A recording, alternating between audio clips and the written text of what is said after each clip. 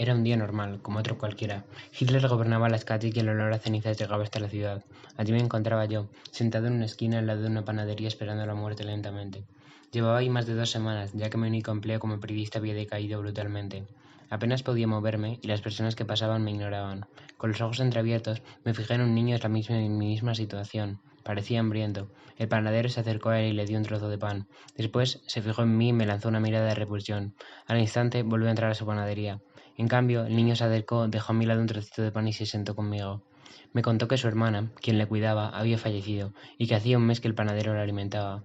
De repente, un coche de negro paró delante de nosotros y 2 soldados nazis se bajaron del mismo. El niño, con los ojos llorosos, me miró fijamente y me abrazó. Me di cuenta de la razón por la cual no tenía familia y, cuando me dispuse a defenderlo, uno de ellos me golpeó en la cabeza con la culata del rifle.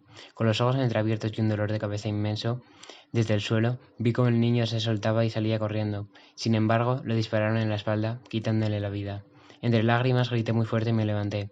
Lleno de rabia me abalancé sobre uno de ellos derribándolo, y lo pegué fuertemente en la cara con mis puños. El otro, mientras tanto, me gritaba cosas en alemán que no comprendía y me apuntaba con el arma.